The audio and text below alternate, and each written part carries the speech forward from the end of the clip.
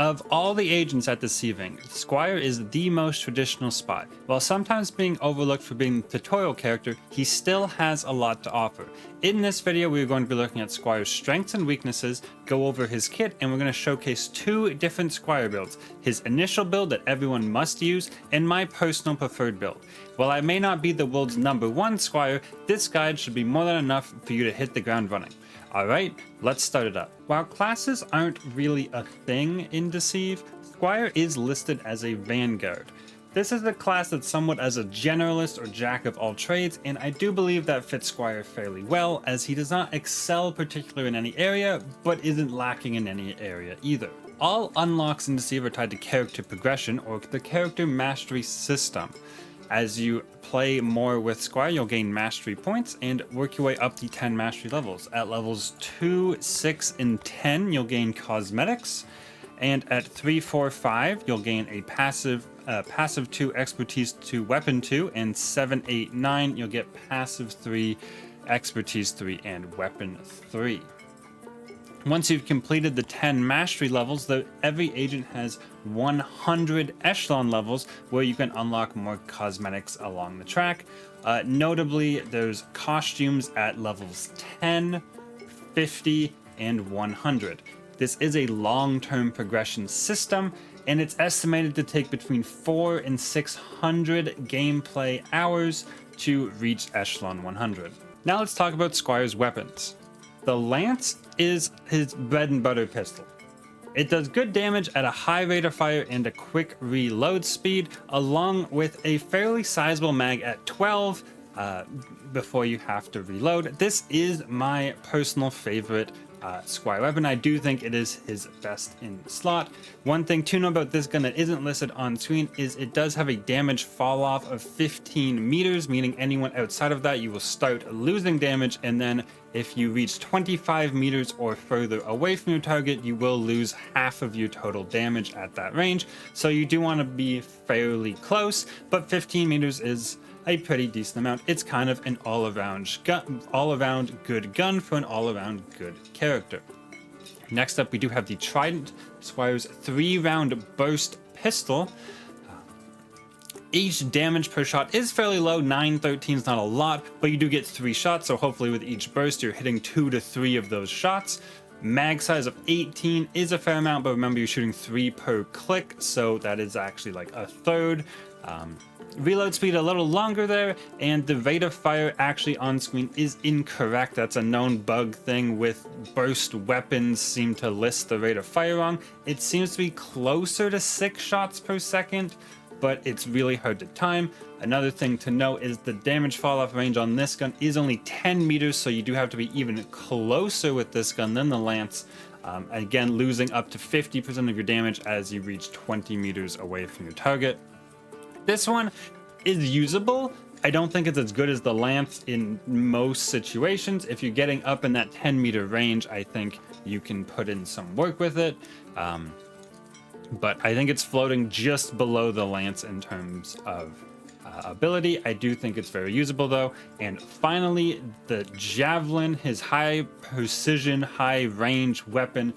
24 damage per shot is a lot. Only 7 shots before you have to reload though. Reload speed again like the javelin or the Trident, sorry, 2.2, and a rather low rate of fire for that high damage. This one has a fall off range of 25 meters, so you're pretty much always going to be in that range. And then you only lose 30% of your damage at that 35 meter mark. So even at extreme ranges, you're still doing most of your damage. The biggest downside with this one is its smaller mag size and low rate of fire. If you do miss, you are going to be in trouble. I do think this is about the Trident, just below the lance. I think all 3 of Squire's guns are very usable. I do like the lance best. I think if you're landing shots, especially headshots with the javelin, that one can perform amazingly. I think the Trident might be my least favorite currently, just due to its burst and somewhat low range. But that's my thoughts on the weapons. Now let's move on to Squire's expertise. His first one, Eyes on the Prize, allows him to detect valuables, which pretty much covers most things in the game. through walls. It is worth noting this ability has no verticality, meaning it only spreads out in AoE around you. It lasts about 10 seconds. It is noteworthy if you're playing team modes, your teammates can see this. Honestly, the most valuable use of this ability, besides being a tutorial ability to teach you where intel and keycards might be, is to find more keycards.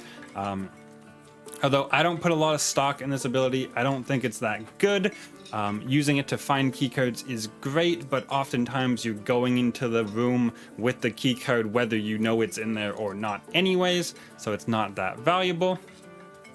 And if you know where some guaranteed spawns are, like some safes, you can use it to detect if a player was in front of you, but that intel is not that valuable, and again, you're probably going into that room anyway. So beyond just learning where things are on the map initially, I don't think this one's very good, and pretty much never take it.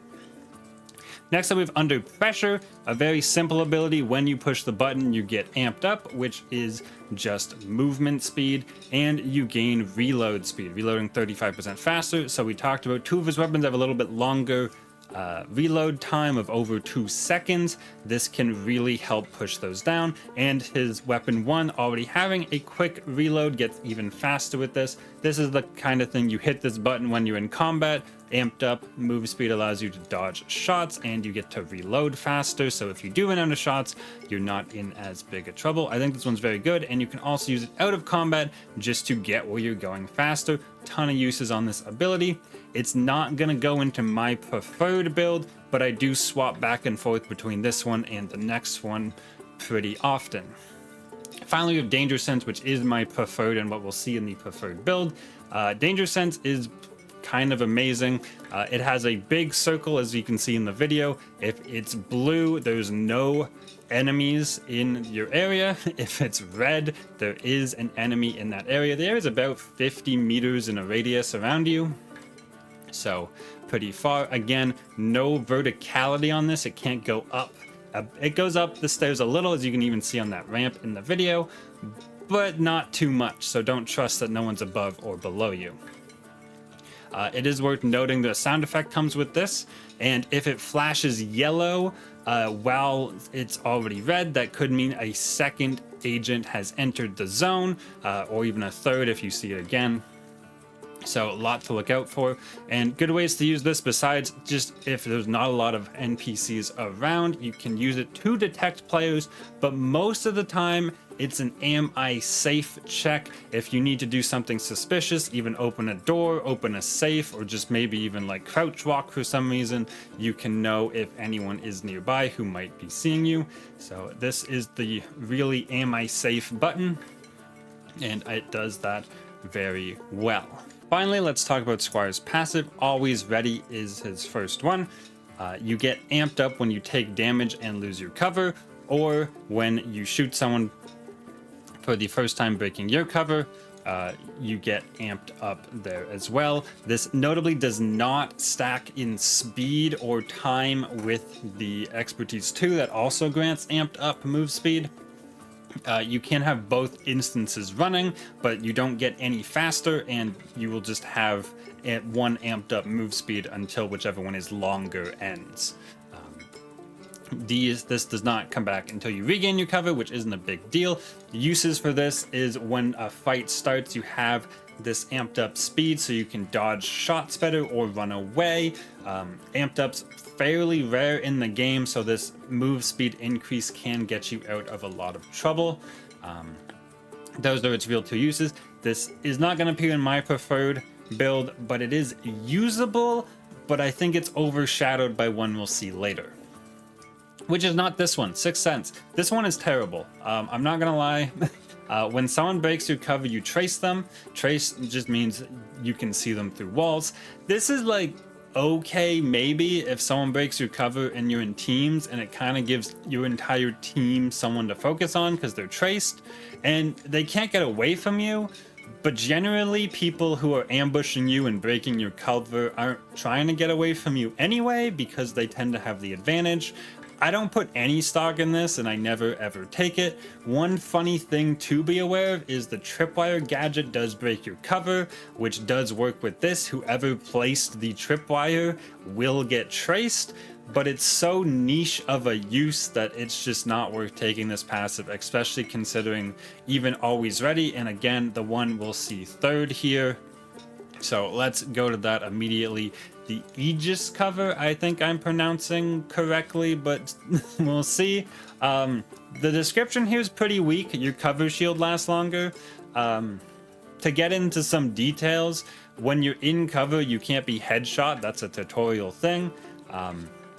So that lasts longer. You can't be headshot for about 1.5 seconds with this ability.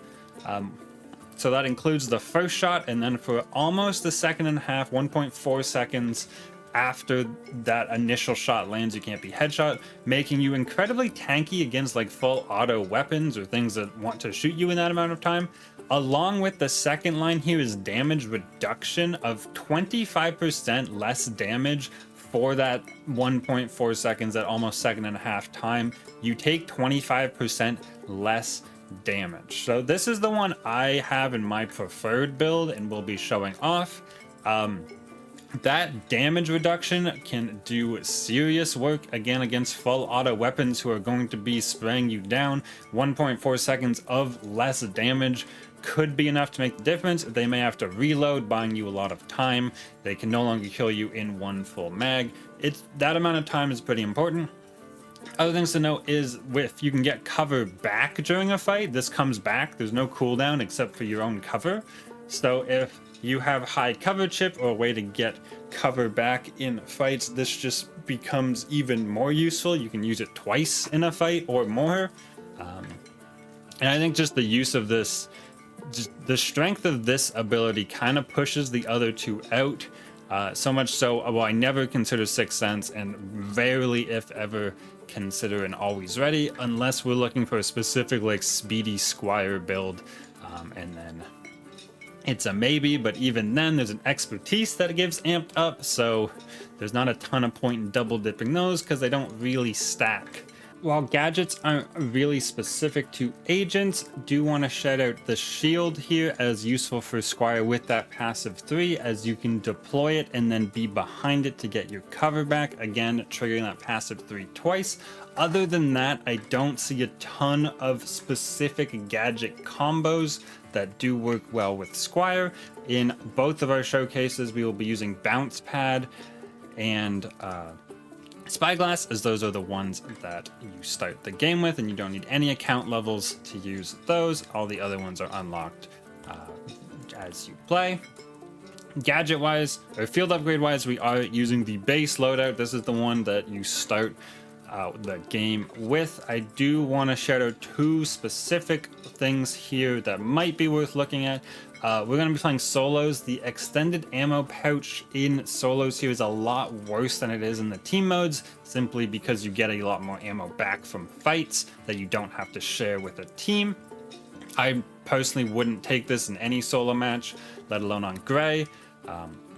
It might be more useful in team matches though.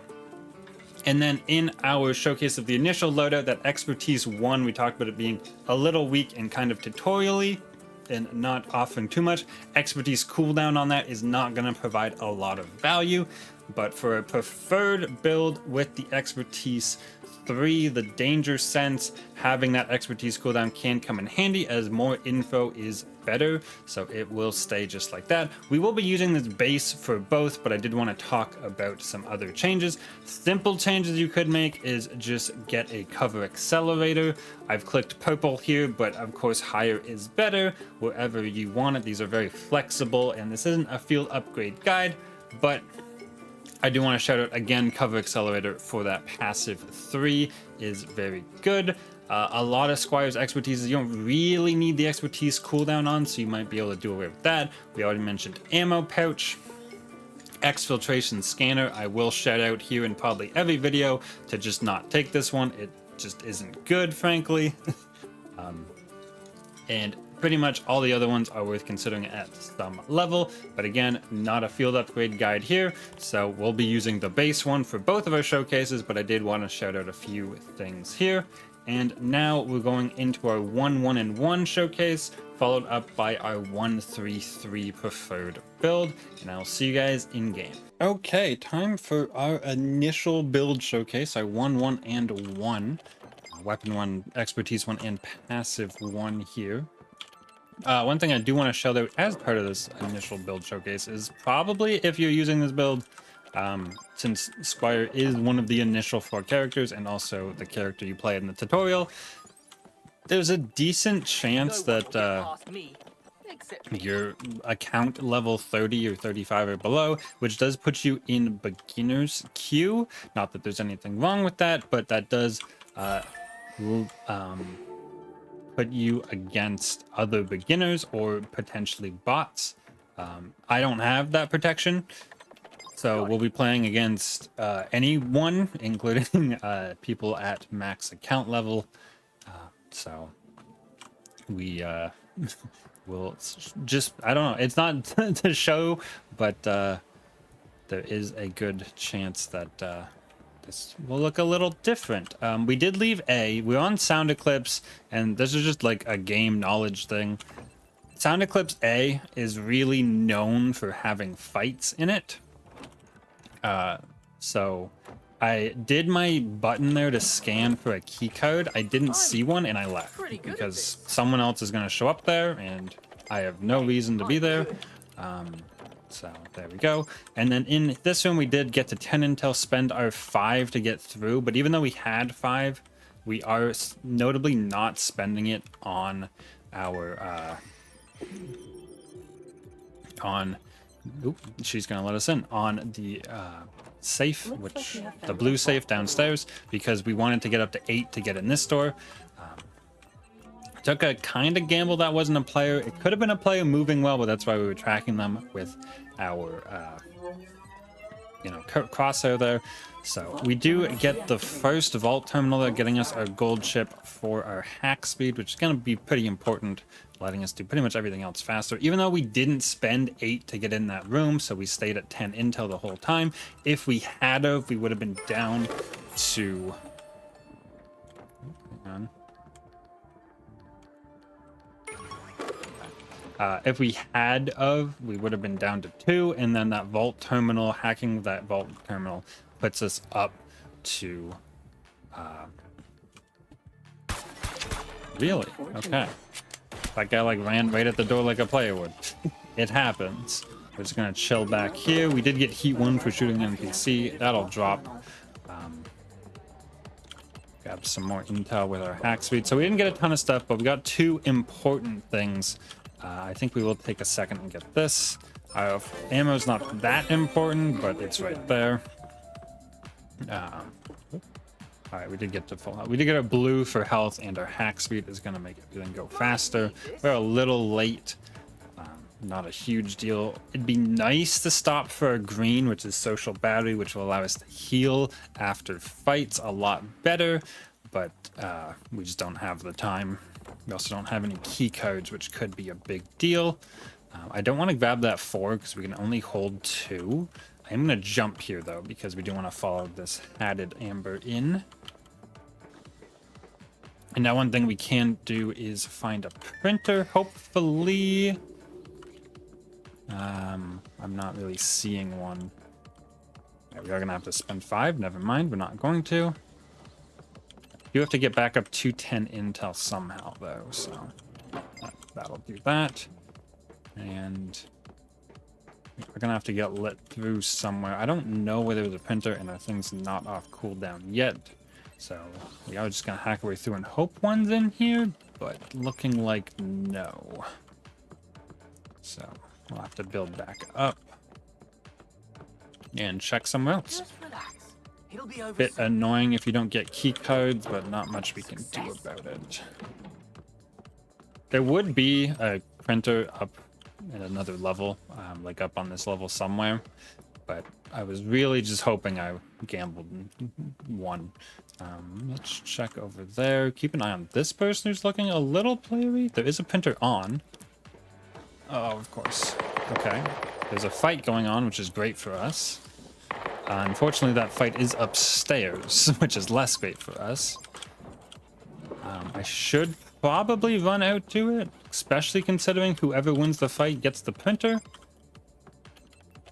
Hurry, hurry, hurry. I think we print anyway, though. We do keep an eye on the door, though, because we did hear that printer stop, which means they'll be in the vault any moment. And we still have a big print. Ah, I missed like every shot. Don't do that. That is not recommended. Stay idle for too long. So the light did go red. I do like to shout out the light. Yeah, this isn't going to be done in time. Catch me off guard like that. We're just kind of chilling here. The keycard might be important later, but it's going to cost us time. But we are stopping them from coming out this door, which is kind of vital. But I think we will go through. Once we see the next ping, we can know which way they went. Although the ping is taking a minute. Okay. I believe they opened that with spyglass, which I guess we can do too. We're going to bounce pad our way up. And to get shot in the back. All right, little punch there to do a lot of work. There's a lot of people alive. We did pick up our green though, so we can do social interaction, in this case sitting, and use our health vials. We don't really need the second one. I'm going to cancel it. Okay, and we have 6 intel to play with here. We're going to ping one more time. There's a Larson, but I don't think they're on the same side of the wall. We are? Running low. Not? Intel running low. Okay, next up, we're going to have to deal with this Larson. I just ran myself out of intel. But also, I just found the Larson. Except I can't aim still. Ooh, that was not good. Eat the food. Oh my goodness. Aim a little better than I do. That's my tip. Okay. Keep our intel up. We do have a full loadout now. We just have to get out of here. This is not the way I want to go, actually. Yeah, I'm going to turn around. This door leads to, like, the middle of the Opera House area, which is not where I want to come out. I believe it was an ace we saw, and they'll be able to hold that angle really nicely, where this one gives us a little bit more options. Do want to switch to a guard outfit, even though it's an elite guard. It's a little, just ever so slightly less sus to be an elite guard out here than a regular guard. Let's grab this 3 and another health vial. Keep our intel up. We can't see them on our scans right now, so we don't really know where they are. There they are. It's a red. Okay. All right, now that we're out of the vault, it does give us kind of an advantage. We have the whole map to play with. We do want to switch off guard and down to civilian or staff like as soon as we can. I'm just going to call this mostly because I'm overconfident in my abilities. So we'll call this one and this. Ooh. Okay. Are they going for the heal? If I could shoot them, that would be good. I don't know that that was the last person. I thought... Was it just a Sasori? It was? Okay, I thought it was a red, but I guess it was the Sasori stance I was seeing. So, if this goes up fast, yeah, that was it. We did some damage to them, and they chose to go for the heal, and we covered the heal. We shot 2 NPCs, so we got heat 2, which, again, don't recommend doing, but we did land like 2 out of 3 headshots after that. So it worked out for us. Again, you're not going to win every game with this. I'm certainly not going to. This is actually my second attempt at recording this, which it was lower than I even expected. But again, sometimes it works out. We landed some good shots on the Cav.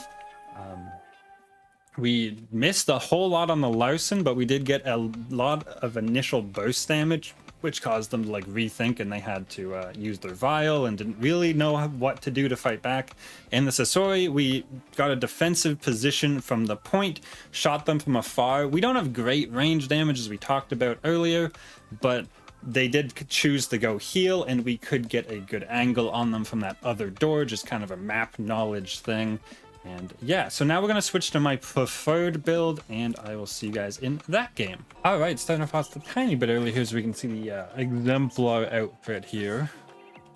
The golden sleeves is really all we'll get from here on, but we also paired it with the golden gun for a preferred build. And, well, yeah, the exemplar outfit is the Echelon 10 one. I guess I should say that. And then for a preferred build, just to make sure, I kind of said it, but I don't know if I actually, like, outright said it. We got weapon 1, so that's the same one we were just using. And we have expertise 3 and passive 3 for our preferred ones. I'm going to hit this here because this building tends to be one that people look for spawns. if someone's coming to look for you spawning players, that building's pretty popular. So it doesn't seem like anyone's in range of our ability here. Gonna take this. And gonna try to look really obvious there, but guess we didn't get shot to get into A here. No outfit, bit annoying, but we'll deal with that. So okay, I guess she just doesn't care. That's cool. We might actually be okay. Unless someone else comes in, then we're in trouble, obviously. Long disguise is a dead player giveaway. Potentially dead player, period. I'm looking back because I heard the door at the last second. No, even though our ability would be good here to see if opening the door was a player, it doesn't go downstairs, so... just have to deal. I will hit it, though, because the other side actually is pretty big. I shouldn't even jump up on that. It is reaching the floor, as you can see, but... I'm going to just turn this off and get it going again, although it might have been useful to leave it on. Let's see. This gives us 5 intel and our hack speed. We're going to go out the way we came in and then probably come back because we didn't get a good search of this room. We would like a key card. That's not bad here. Oop, just make sure. There we go. She died in the plant. No. Okay. Not awful. Okay, good. Res her. Get our blue. Turn this off again. I feel so good. I'm not hearing any key codes, so we are going to go back through the purple room to the other side of this and check for a key code on that side. So we have this door open.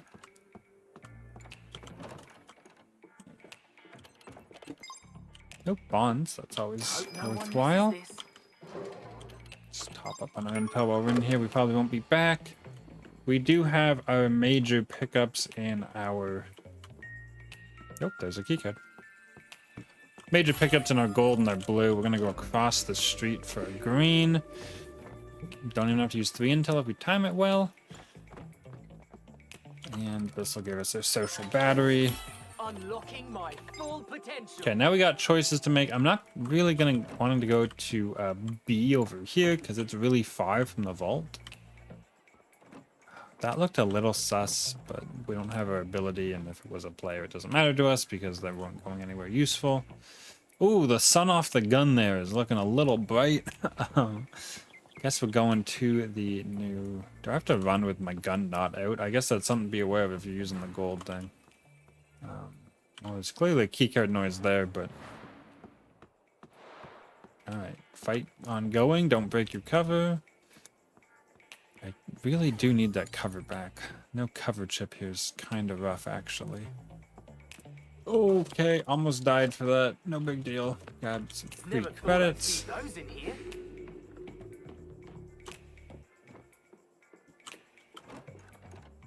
Okay, that's not open.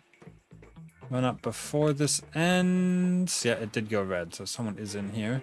They probably saw us because this is all one-way glass. All this pink, purpley here.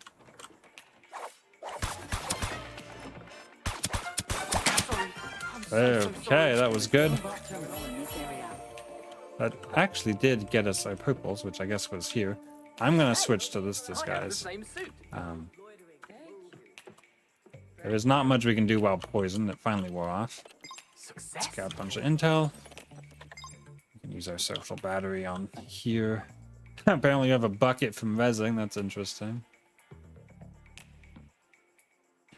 have our green social take us back up. Look out our back window so we don't make the same mistake that Sasori did, although they were over here hacking this, so they wouldn't have a great view of all these plants here. Definitely get in the way. Got that. Hopefully our NPC is not just carrying around a bucket. Maybe I might even switch disguises just in case they are, since we know no one's around. Now we have to make a really tough choice. Except me. B and E are both pretty far from the vault. D's not too bad, but it's not exactly somewhere I want to go. But we are looking to get the vault open as quickly as possible here.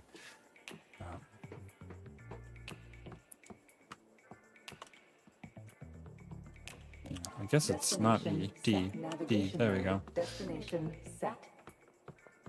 Yeah, all right. I might not be using the golden gun for our preferred builds in the future. I didn't realize on the Fragrant Shore the sunlight just blinds you. It might just be this gun, but...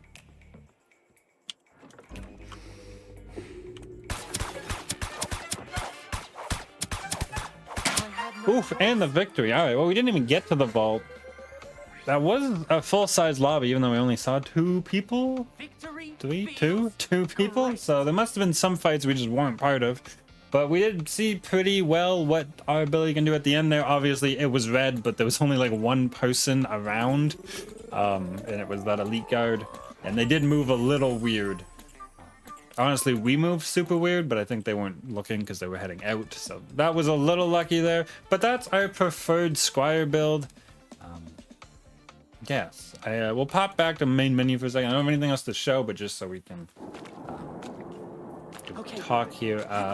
So do like the video if you found this guide useful. If there's anything we missed in the guide that would be helpful in future guides, or any like categories or things that would be useful to talk about, let me know in the comments. And a subscription would be really good for guides like this in the future, along with just DI gameplay. It's just the main on this channel. I hope this was useful. That was the reason I did it. So hopefully someone found it useful. And well, I'm probably going to do all 12 no matter what. So I'll see you in the next one.